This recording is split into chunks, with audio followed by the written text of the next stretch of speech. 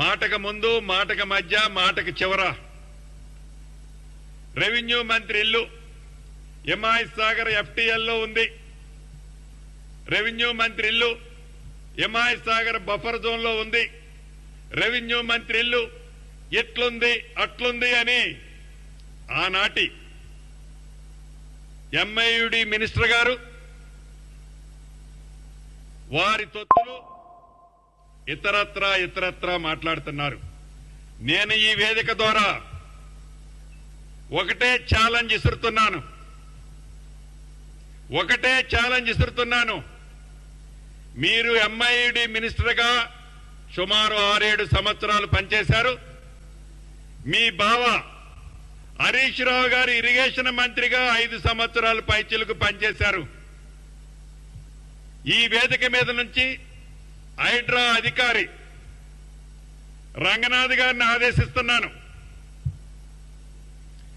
ఈ ఇద్దరు మాజీ మంత్రులు అంటే ఒకరు ఇరిగేషన్ శాఖ మంత్రివర్యులు, రెండో వారిలో ఎంఐయుడి మంత్రివారు, వీరికి డబ్బాలు కొట్టే కొన్ని యూట్యూబులు వారికి సంబంధించిన సంస్థలు వ్యవస్థలు మీరు ఎంతమంది వస్తున్నారో అంతమందిని ఎంట పెట్టుకొని రంగనాథ్ గారు నేను ఇక్కడి నుంచి మిమ్మల్ని ఆదేశిస్తున్నాను. రేపు వెళ్తారా ఎల్లుండి వెళ్తారా వాళ్ళనే ఒక కొత్త టేబు కొనుక్కొని రమ్మనండి.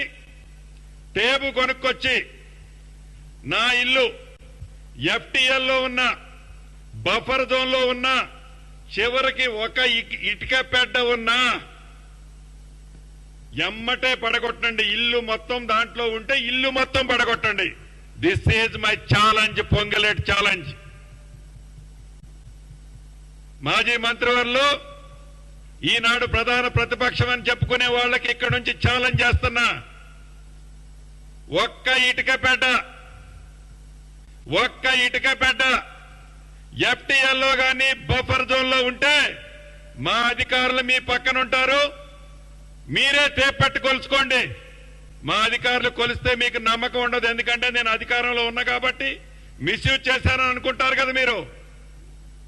మీ చావు తెలివితేటలు, మీ చవకారు మాటలేందో కొలిసిన తర్వాత మీ తల ఎక్కడ పెట్టుకోవాలో మీరే నిర్ణయించుకోండి.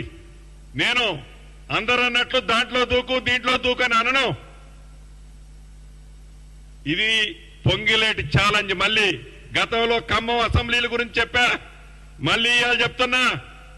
ఈ రోజు కాదు, ఏ రోజైనా నీతోనో నీ మామతోనో నీ బావతోనో చెప్పించుకునే ఛాన్స్ ఈ పొంగిలేటి ఎప్పుడు ఇవ్వబోడు కూడా.